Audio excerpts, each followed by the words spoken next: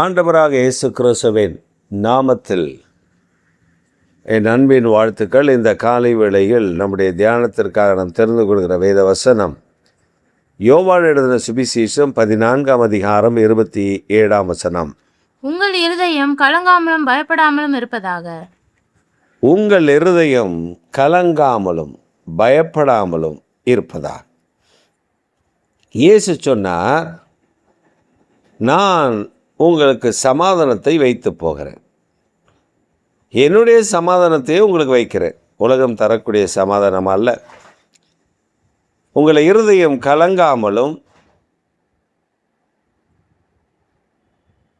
பயப்படாமலும் திகையாமல் இருக்கட்டும். உங்களை இருதயம் கலங்கக்கூடாது. ஏன்னா உலகத்தில் நடக்கிற, தேசத்தில் நடக்கிற சம்பவங்கள் கலக்கத்தை கொண்டு வருகிற சம்பவங்களாக இருக்கும். ஆனால் கிறிஸ்துவின் சமாதானம் நம்மை நிரப்பி நம்முடைய இருதயத்தை அது ஆளுகை செய்யும் பொழுது இது நம்மை டிஸ்டர்ப் பண்ண விடக்கூடாது. இந்த காரியங்கள் நம்மை சேதப்படுத்தவோ டிஸ்டர்ப் பண்ணவோ விடக்கூடாது. இயேசு கிறிஸ்துவின் காலத்தில் அந்த நாட்களில் நடந்த ஆட்சி கிரேக்கருடைய ஆட்சி, ரோமருடைய ஆட்சி. இந்த ரோமருடைய ஆட்சி மிக கொடுமையானதாக இருக்கும். நமக்கெல்லாம் ரோமருடைய ஆட்சி எப்படி இருக்கும்னு தெரியாது. ஆட்சியில் தண்டனை விவரங்கள் நமக்கு தெரியாது. நமக்கு தெரிஞ்சதெல்லாம் ரோம ஆட்சியில் சிலுவையில் அறைவாங்க அப்படின்னு ஒரே ஒரு காரியத்தை மட்டும்தான் நாம் அறிந்திருக்கிறோம். ஆனால் ரோமர் ஆட்சியில் நிறைய தண்டனைகள், மரண தண்டனைகள் நிறைய இருந்துச்சு. அதில் ஒரு சமயம் எனக்கு சரியாக ஞாபகம் தான் இருந்ததுன்னா, டிஸ்கவரி சேனலில் ஒரு சீரியலாக போட்டு கொண்டு வந்தார்கள். எப்படின்னா, மரண தண்டனை விதிக்கப்படக்கூடிய நபர்கள், அவங்க குற்றத்துக்கு தகுந்தபடி மரண தண்டனை.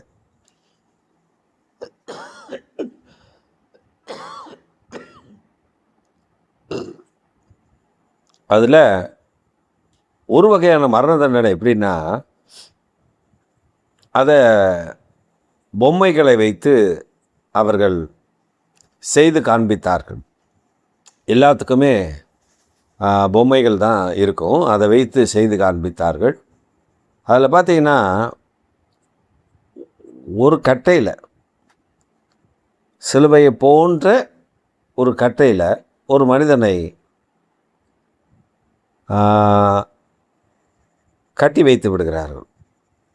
அவனை கால் கையெல்லாம் கட்டிட்டு அந்த மனிதனுடைய தலை, கழுத்தில் ஒரு கயிறு, இந்த கையில் ஒரு கயிறு, அந்த கையில் ஒரு கயிறு, இந்த காலில் ஒரு கயிறு, அந்த காலில் ஒரு கயிறு. அதாவது அந்த மனிதன் ரெண்டு கையும் விரித்து, ரெண்டு காலும் விரித்து கழுத்து இருக்கும். இப்போ அந்த மனிதனுடைய குற்றம் என்னவென்று நிரூபிக்கப்பட்டால் அந்த மனிதனுக்கு தண்டனை என்னென்னா, நாராக அவனை கிழித்து கொள்ளுவது. இவங்க யாரும் கிட்டலாம் வரமாட்டாங்க, யாரும் கிட்ட வந்தாலும் கிழிக்க மாட்டாங்க, யாரும் ஒன்றும் பண்ண மாட்டாங்க. அந்த எலாஸ்டிக் மாதிரி கயிறுகள், ரொம்ப ஸ்ட்ராங்கான கயிறுகள் ஆயத்தம் பண்ணி வச்சுருப்பாங்க. அதுதான் ரெண்டு கையும் தனித்தனியாக கட்டியிருப்பாங்க, ரெண்டு காலையும் தனித்தனியாக கட்டியிருப்பாங்க, கழுத்தை தனியாக கட்டியிருப்பாங்க. அவங்க அந்த ஆப்ரேஷன் சிஸ்டம் ஒரு எல்லாமே மரத்தில் தான் இருக்குது, எல்லாமே மரத்தில் தான் இருக்குது. அதில் மெக்கானிசம்லாம் ஒன்றுமே கிடையாது, மரத்தில் இருக்குது. அதில் சில புள்ளிகள் மட்டும் இரும்பில் இருக்குது. அதில் ஒரு மனிதர் அதை டைப் பண்ணுவார், அந்த ஸ்ட்ரிங்கை டைப் பண்ணுவார். அந்த ஸ்ட்ரிங்கை டைப் பண்ண அந்த ஸ்ட்ரிங்கை இழுக்க ஆரம்பிக்கும். அது ஒரே ஒரு இடத்துல அதை டைட் பண்ண இந்த படுத்திருக்கிற மனிதனுடைய கரங்கள் கால்கள் எல்லாம் இழுக்கப்படும், டைட்டாக இழுக்கப்படும். ஒரு குறிப்பிட்ட நேரம் வரும்பொழுது 2 கை தனியாகவும் 2 கால் தனியாகவும் சரீரம் முழுவதும் தாராக கிழிந்தும் அக்குவேர் ஆணிவேராக அப்படி போகிறதை காண முடியும். இதெல்லாம் பார்த்து தான் ஜனங்கள் பயந்தார்கள். இயேசு கிறிஸ்துவை பற்றி சொன்னால் அவங்களுக்கு தண்டனை என்னென்னா சிங்கக்கவியில் கொண்டு போய் போடுவது, இந்த மாதிரி கிழித்து தொங்க விடுவது. அது மாத்திரம் இல்லை, அதில் நிறைய க்ரஷிங் சிஸ்டம்லாம் நிறைய இருக்குது. அதில் போட்டு அவர்களை ஆணிகளினால் நசுக்கி கொள்ளுவது, இப்படி பல மெக்கானிசம் வைத்திருந்தார்கள். அதை டிஸ்கவரி சேனலில் ஒரு சீரியலாகவே அதை போட்டு பல நாட்கள் பல வாரங்கள் அதை ஒளிபரப்பு செய்தார்கள்.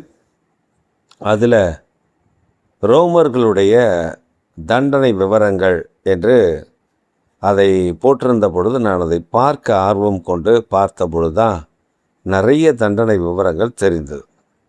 அப்போ நம்முடைய இருதயம் கலங்கும். அப்போ அவர் ஏன் இந்த இருதயம் கலங்கக்கூடாது அப்படின்னு சொன்னதற்கான காரணம் இதற்கு பின்னணியில் இருக்கிறது. சும்மா அவருடைய இருதயம், நீங்கள் உங்கள் இருதயம் ஏன்பா கலங்குது, கலங்க வேண்டாப்பா அப்படின்னு சொல்லலை. அங்கே நடக்கிற தண்டனைகள், அங்கே நடக்கக்கூடிய தண்டனை விவரங்கள், அங்கே நடக்கக்கூடிய கோரமான காரியங்கள், இதை பார்த்து தான் ஜனங்கள் கலங்கினார்கள். அப்போ தான் ஆண்டவர் சொன்னார், நீங்கள் அதை கண்டு கலங்காதிருங்கள். உங்கள் இருதயம் கலங்கக்கூடாது. உங்கள் இருதயம் சமாதானத்தினால் நிரப்பப்படணும். ஏன் சமாதானத்தினால் நிரப்பப்படணும்? நீங்கள் ஏன் கலங்கணும்? நீங்கள் ஏன் வேதனைப்படணும்? உங்கள் இருதயம் கலங்காதபடி பார்த்து கொள்ளுங்கள்.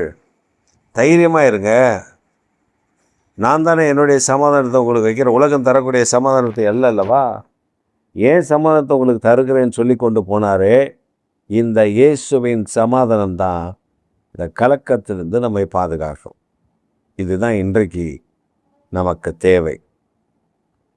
உலகில் நடக்கிற சம்பவங்கள், இந்தியாவில் நடக்கிற சம்பவங்கள், தமிழ்நாட்டில் நடக்கிற சம்பவங்கள், சூழல்கள் எல்லாம் வித்தியாசமாக இருந்தாலும் நம்முடைய இருதயம் கலங்கக்கூடாது.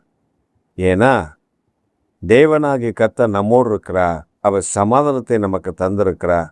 அவரே பாதுகாத்து கொள்வார். இந்த காலை வேளையில் எதை ஒன்று குறித்தோ நீங்கள் கலங்கியிருக்கலாம். ஆனால் ஆண்டவருடைய வார்த்தை உங்களுக்காக கலங்காதிருங்கள். அவர் சமாதானம் உங்களுக்கு. அந்த சமாதானத்தை மாத்திரம் பெற்றுக்கொள்ளுங்கள். உங்கள் இருதயம் சமாதானத்தினால் நிரப்பப்படும். கலக்கம் விளக்கிடும். ஆமென்.